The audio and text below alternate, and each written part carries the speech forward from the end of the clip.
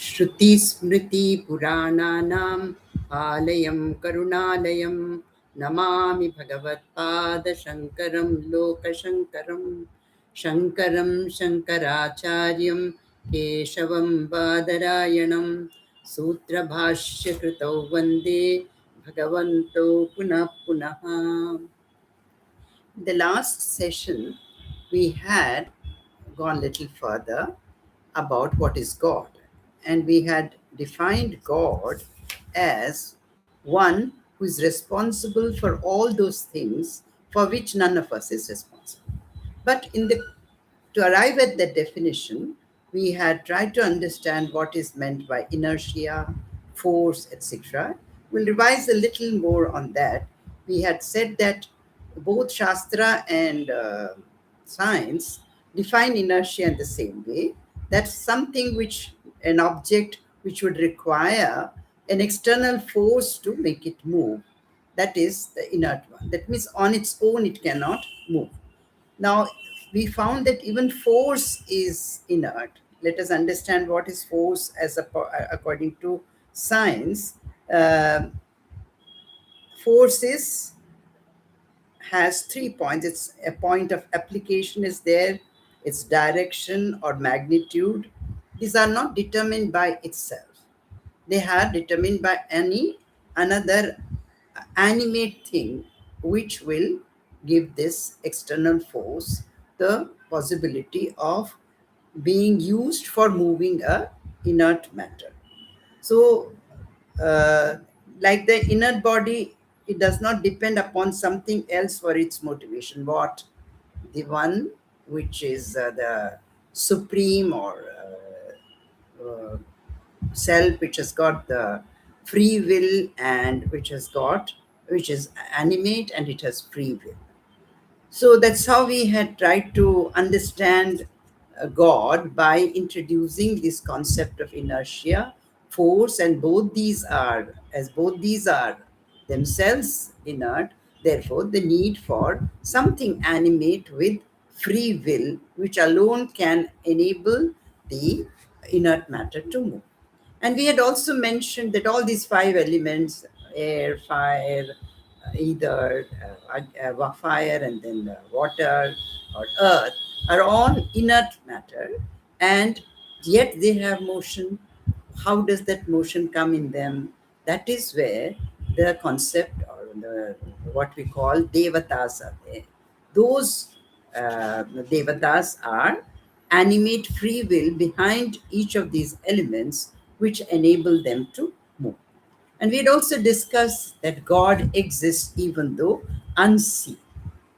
Now, I would also like to bring another example here, about science. We said that, what is more important is the scientist's intelligence, not the body of the scientist. Now, in the age of this artificial intelligence, what is happening? Why we call it artificial intelligence?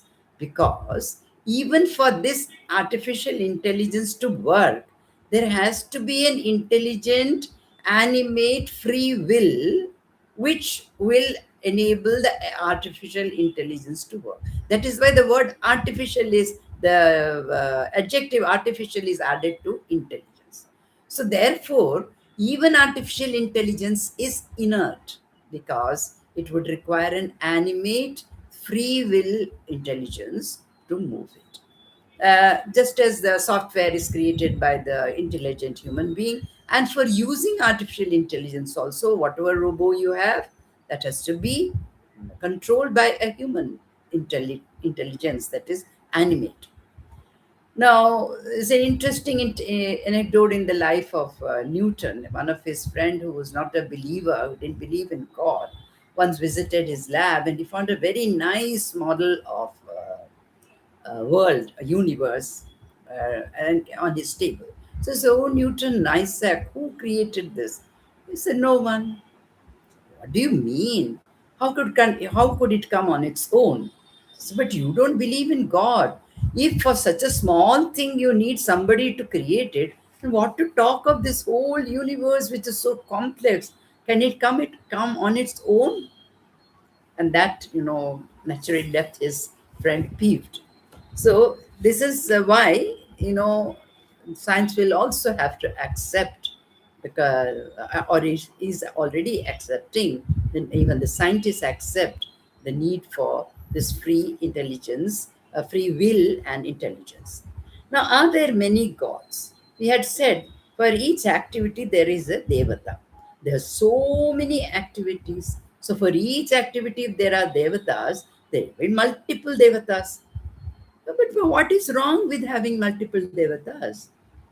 Now, the Nastika will say, oh, the very concept of several gods is misleading. There arises mutual dislike among people because each considers his or her own god as superior. But we should understand that God is not a concept. The word concept means a mental construct. It is already shown that gods are not mental constructs. So, therefore, we cannot use the word concept for God. Now, who are these devatas? They are also jivatmas like us. Only thing is, these they are jivas born earlier to humans and animals with immense powers. Next, the multiplicity of the devatas is also not a cause for mutual dislike. Even among Christians and Muslims who accept only one God, there are many groups and sects and they have mutual dislike for each other. Take, for example, even in communists for that matter. They don't accept God, but don't they have quarrels? So the mutual dislike has nothing to do with the number of gods. It is greed and jealousy operating through a contrived slogan that their God is the only true God and others are fake. Now, then the Nastika may raise the question, isn't at least the contrivement of the slogan eliminated by accepting one God? No. One can give him his own name, and this one God, and that itself would constitute his slogan. So now the question arises, the Nastika will ask, you have said that gods are born. Can you tell more about this? Here, it is explained in the book, nearly 300 million years constitute a period called Manvantara, after which the creation comes to an end. This dissolution period is for 300 million years. Later, a new Manvantara will start. The previous Manvantara was called Chakshusha Manvantara. The present one is called Vaivasvata Manvantara. And the next one is going to be called Savarni. The beginning of each Manvantara, a new batch of gods take over the responsibility of running the world, and their term ends with the end of the Manvantara. They are Indra, Yama, etc. But these are not their names. Like, we have functionaries like President of India, Vice President of India. These are all positions. They are called by the same names, though the individuals are different in each Manvantara. That is, the person who will hold in this Manvantara the position of Indra will change, but they will be called Indra in each Manvantara. So also other gods. And incidentally, the total period of 600 million years of a Manvantara corresponds exactly to the Cambrian age. Scientists tell us that the fossils of evolved animals are found only within this age. Prior to this, they are black. This may give a clue for further scientific investigation relating the Manvantara with the Cambrian age. So, therefore, now, why are these devatas worshipped? That brings us to the next question of puja, which we will be elaborating more in the next session, but we just will mention about it. Why should one worship these devatas? Now, we are told it is they who cause good rain, shine, and also perform all the involuntary functions in our bodies. See, Agni Devata is outside also, but Agni Devata is inside also. Jataragni, we say in the stomach, the digestion takes place through the Jataragni.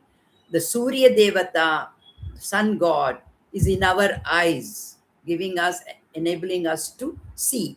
So the eye is only in the physical body, the gross body, but the vision, the possibility of using this instrument to see, to get the vision of sight, that is by that intelligent, what we said, free will, intelligent intelligence which is working, and that devata is Surya Devata, who gives the power of vision to the eye. Similarly, the Ashwini Devatas gives the power of hearing to the ears.